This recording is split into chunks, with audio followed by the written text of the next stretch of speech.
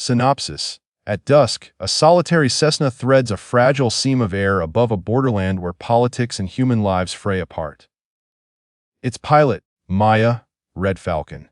Azim is a woman with a past stitched from ambition, exile, and quiet acts of defiance, once an Air Force hopeful. Later a smuggler, turned savior ferrying people and secrets across invisible lines. When two F-16s roar into her sky, the interception threatens to undo everything she has risked to redeem herself. One pilot, Amir, recognizes her in a flash, a whistle of memory, a scarlet scarf, a maneuver that bears a signature. And the machinery of the state grinds against his conscience. What follows is a razor-edged standoff in the heavens where radio static, speed, and the weight of old promises reshape loyalties. The story probes ambition and atonement, the ethics of law versus mercy, and how a single decision in a cockpit can rewrite destinies. The sky wore violet like bruised velvet, and Maya watched it change color by color through the rounded windshield of her Cessna. The instrument panel hummed its placid litany, oil pressure steady, manifold with intolerance, altitude steady at 5,000 feet. Below, the land was a patchwork of wheat fields, villages like beads, and the long gray vein of a highway. She could have flown farther north, circled in the deepening dark, and perhaps vanished into a world that didn't ask questions. Instead, she kept to the plotted route, a line drawn between two impossible points. She had practiced this flight 100 times in her mind. She had practiced the way her hands would move across the yoke, the small adjustments before descent, the smile she would give the custom officers if this became a civilian flight.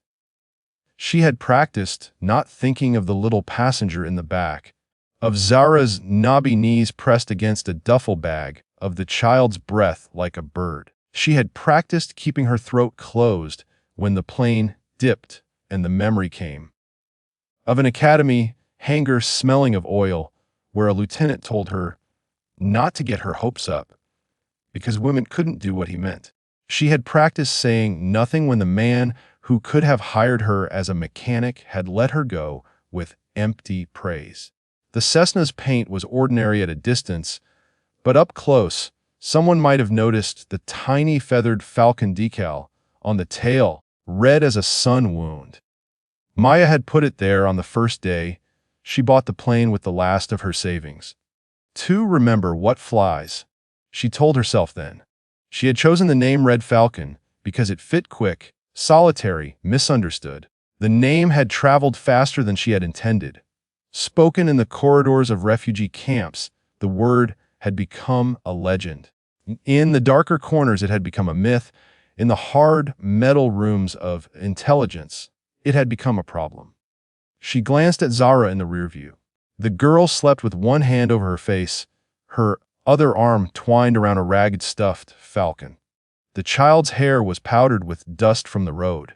Someone had put a band of red cloth, a cheap cotton thing, around her wrist. Maya had tied a corner of an old scarf around her own wrist underneath the control yoke. It was small, ridiculous, a talisman. The scarf had belonged to her mother, who had pressed it into Maya's hand years ago and told her to fly straight. Straight had always felt like a direction and an accusation. Approaching waypoint echo. 5, Maya told the radio. Her voice was small in the cockpit, a whisper that belonged to the unremarkable life she tried to lead. Then, the sky sounded like thunder doubled. Two streaks of light traced across the bruised tableau, fast and pure. They were not contrails but hungry teeth. Within seconds, the swell of sound made her teeth ache. She flinched, hands tightening on the yoke. The Hadi readouts did not blink. They kept their stoic, mechanical count like an indifferent clock. Her heart, however, did not keep time. It stumbled against ribs, a trapped bird. Unidentified aircraft, you are in restricted airspace. A voice snapped from nowhere and everywhere at once. The radio filled the cockpit, a sanctioned certainty laid over the sky. Military channels, clipped and cold. Maya reached for the microphone and calmed her voice because panic tasted like oil and would make her hands clumsy. Cessna N1324, this is a civilian single-engine aircraft. We are not a threat. Request identification and guidance. A pause, and then, squawk transponder code now. You are ordered to descend to 3,000 feet and prepare to divert to waypoint Delta. Benediction or execution. Orders wrapped in polite polymer. Maya toggled the transponder. The code blinked on the panel. A bead of sweat traced from her temple to her jaw. She told herself to breathe. Her hands had flown through turbulence more violent than this. She had learned to pray in the loops of the practice field, where the horizon flipped and the world shrank to the circle of her instrument panel.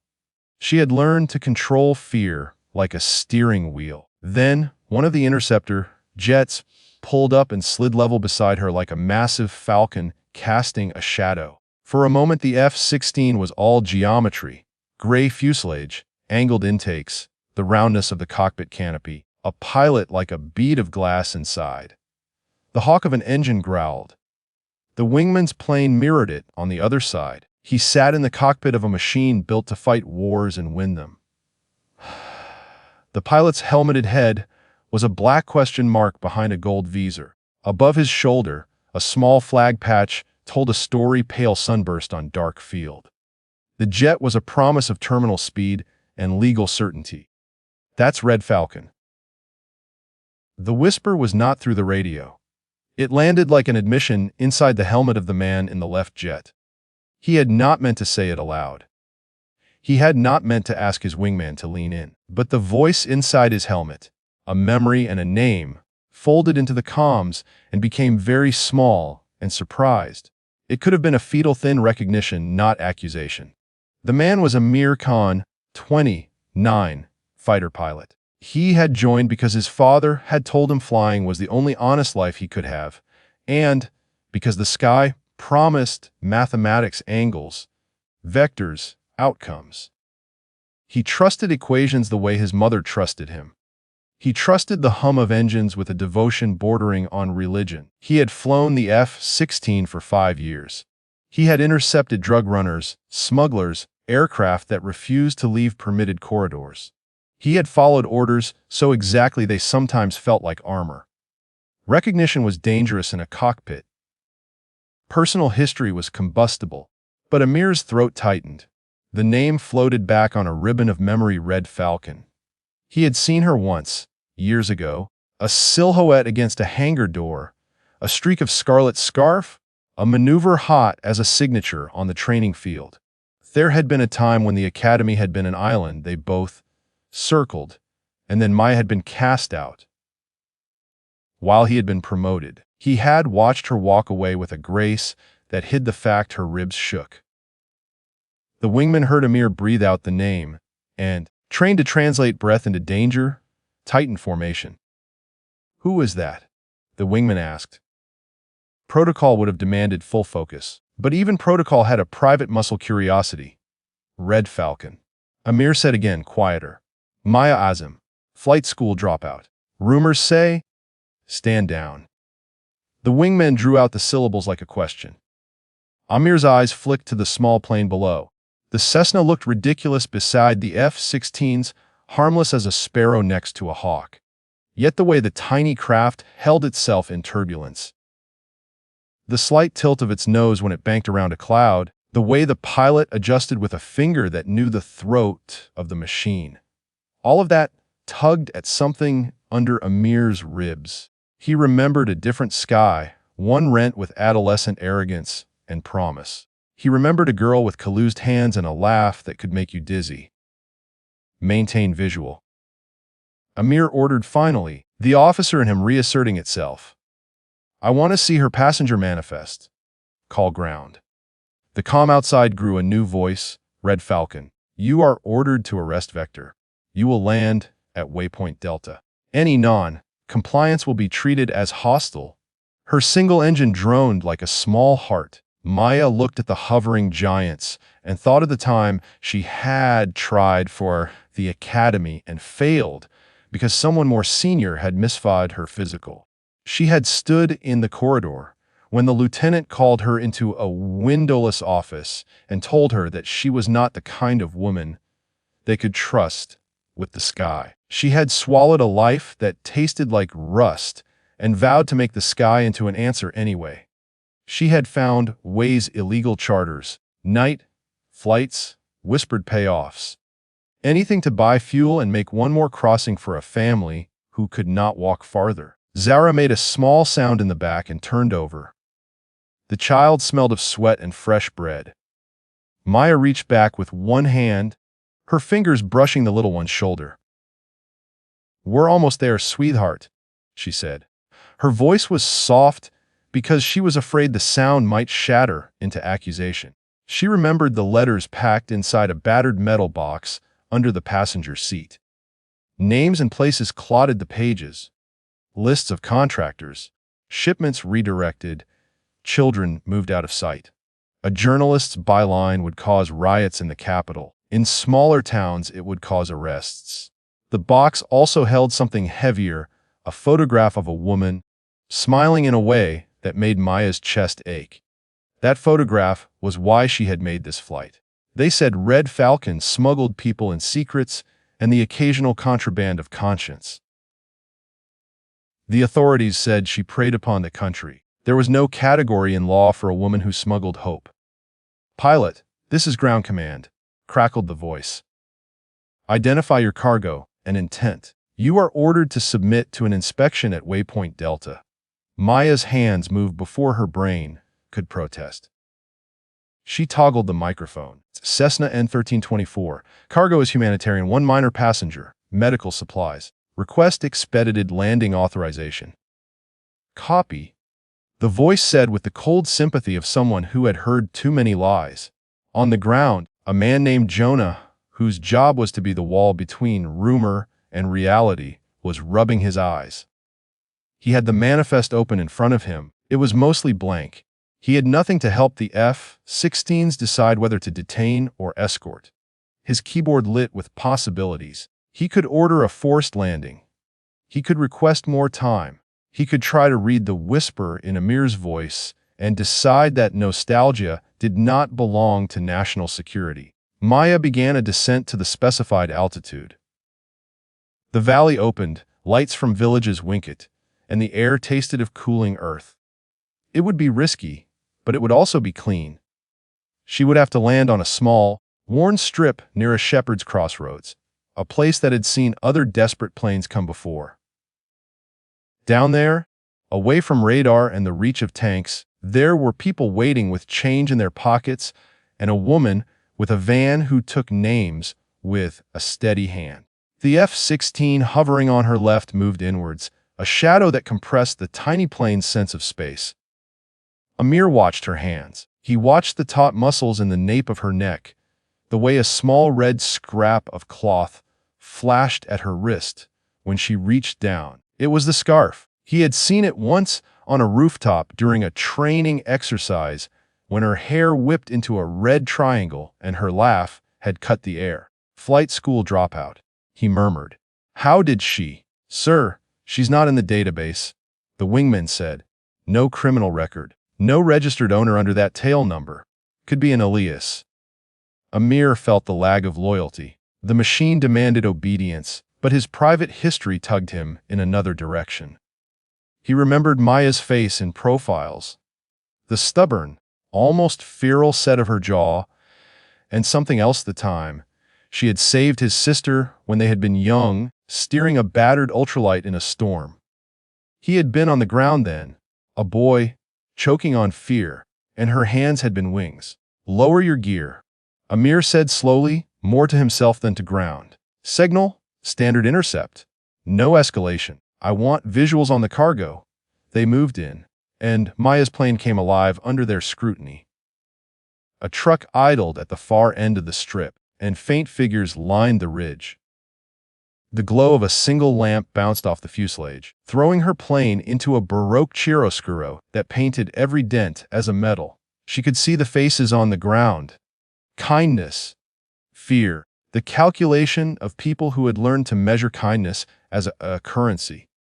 She could see the van, and beside it a woman with a clipboard whose face she recognized from the photographs stacked under the seat, Layla, the organizer who had taught Maya to count names like confessions. Red Falcon, you will come to a full stop at the center line. The radio said like a judge reading the verdict. This is your final warning.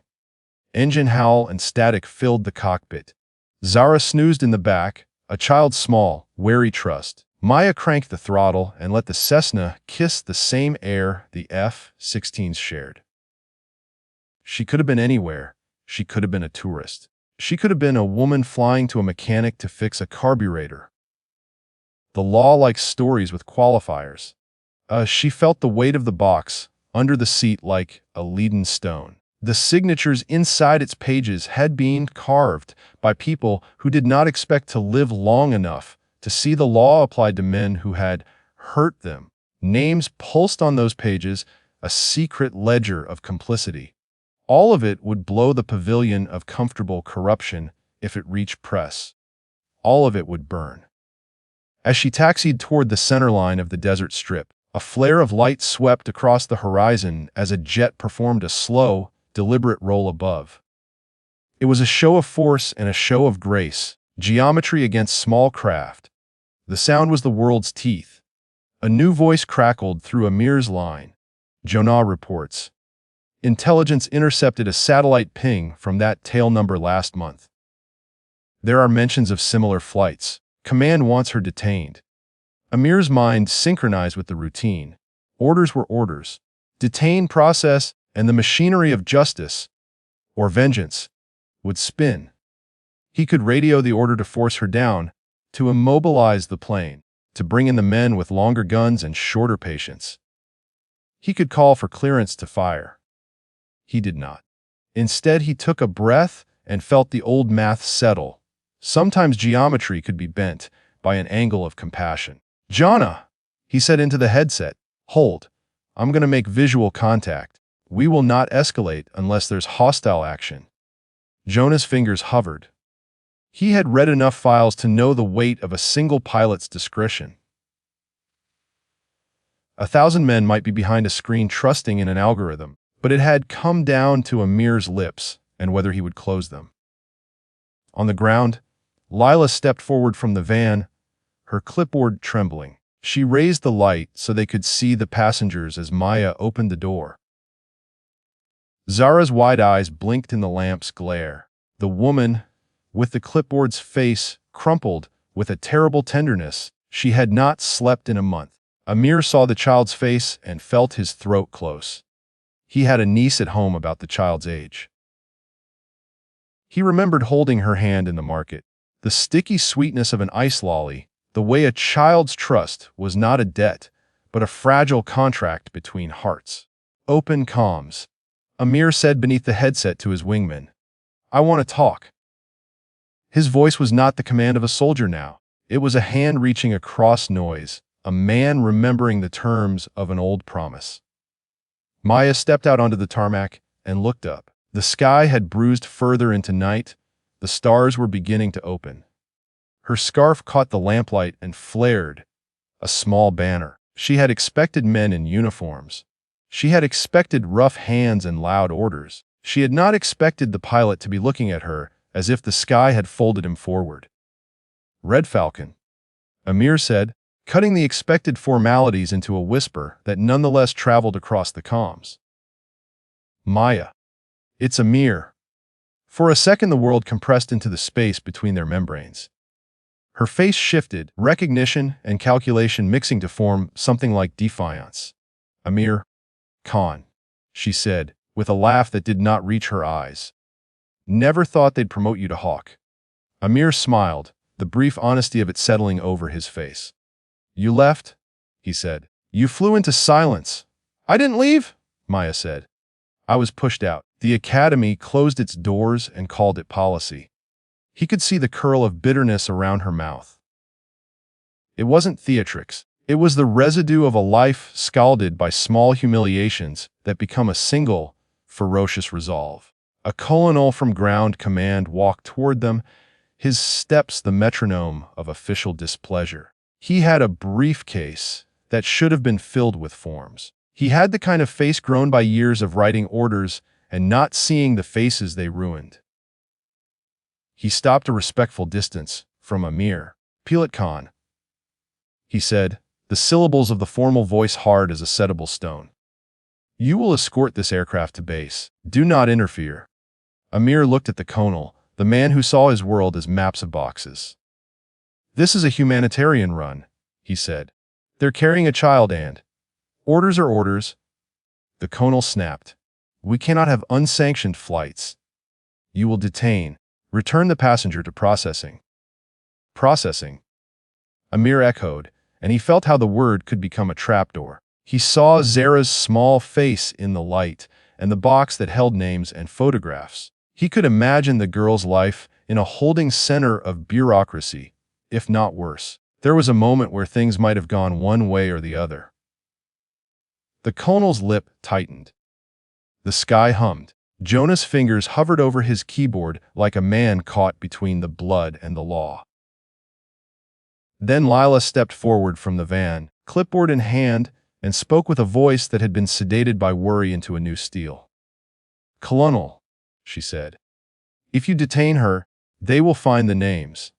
The list will be released, and the people you protect will vanish. We don't have time for your forms."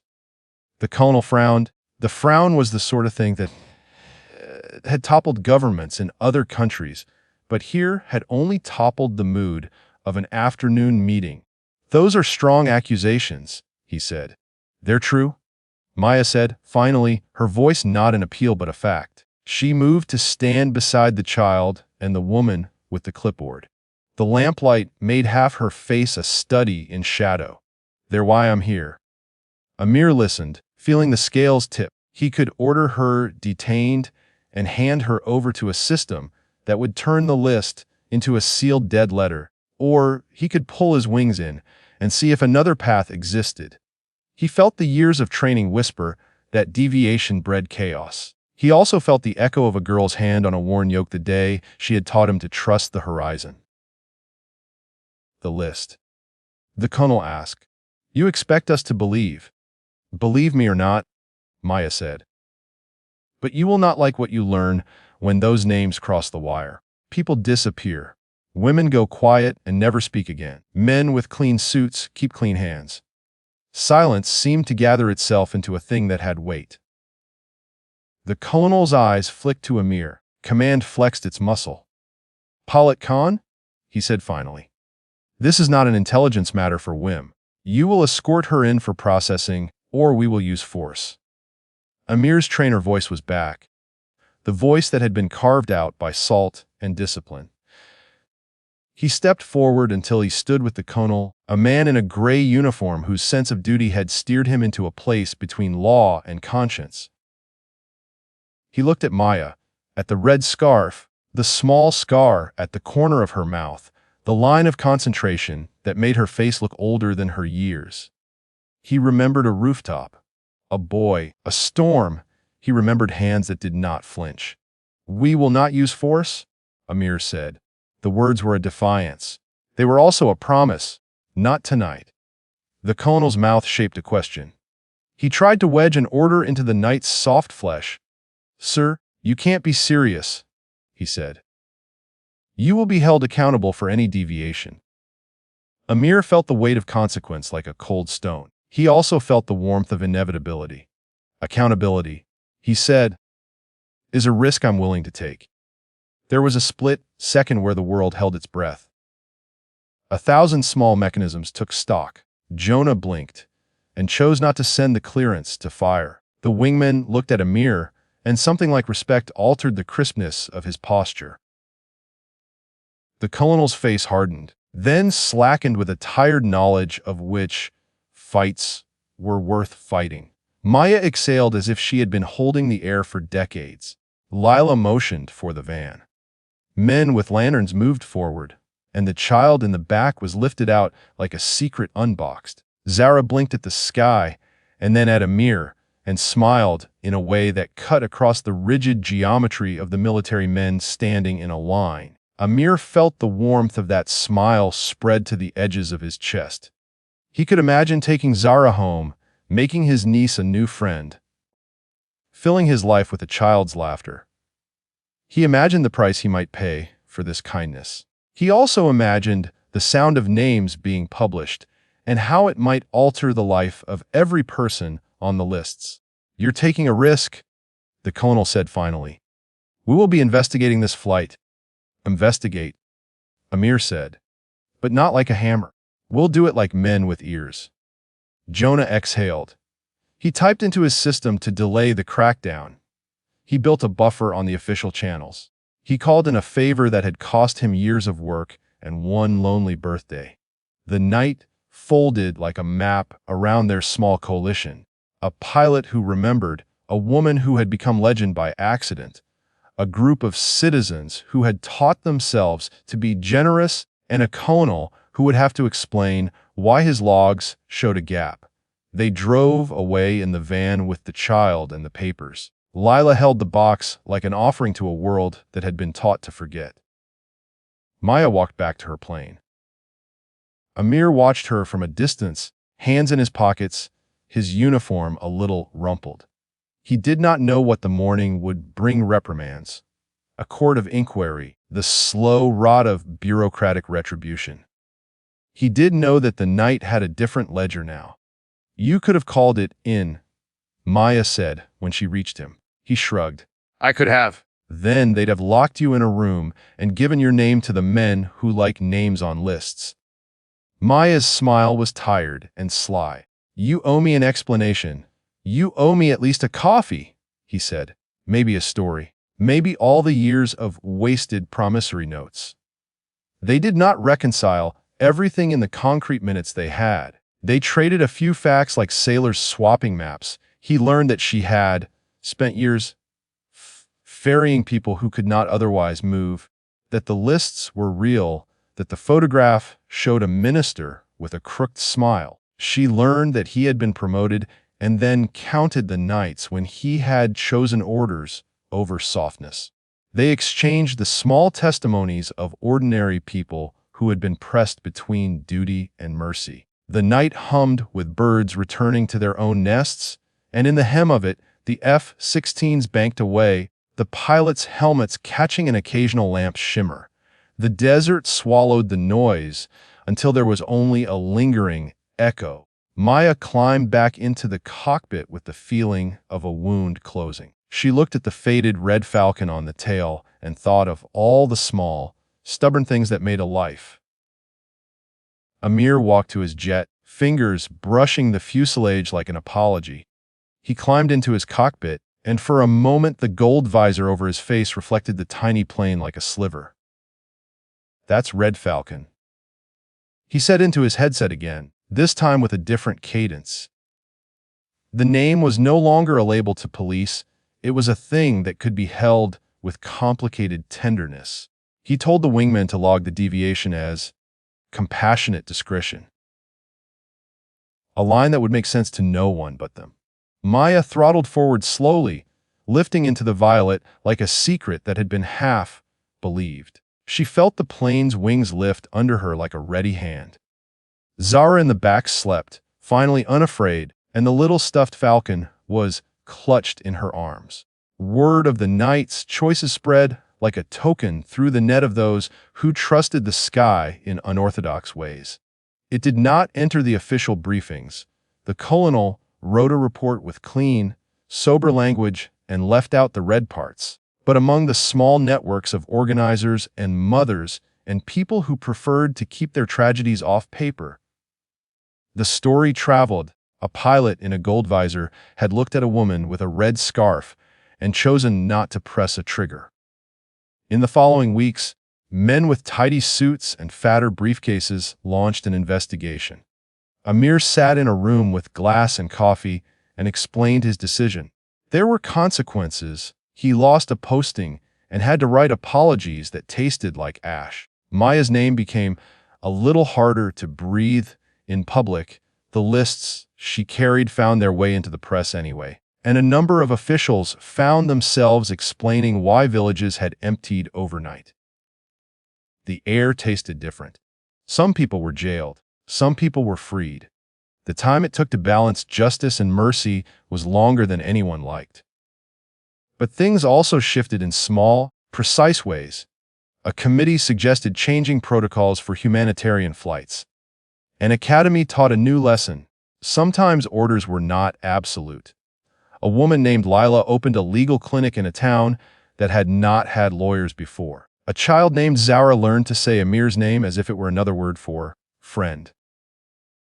Months later, when the fields were green again and dawn fell like clean paper across the valley, Maya tuned her engine. She had fixed a dozen things on the plane with her own hands. She had patched the seat cushions and named every bolt like a friend. She opened the box under the seat and set the photograph on the dash. The woman in the picture smiled the same way she had at the lamp, with a dangerous trust that dared the world to be kinder.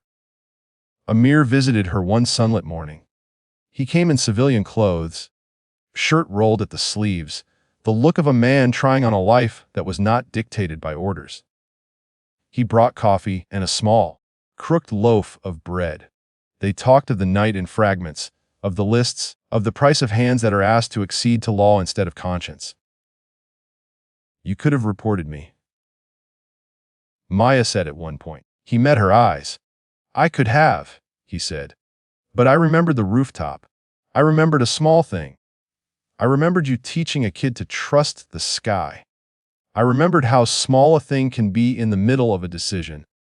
She laughed then, that tired, sly laugh that had been a wire between them since their youth. "And now?" "Now," he said, "we rebuild what we can.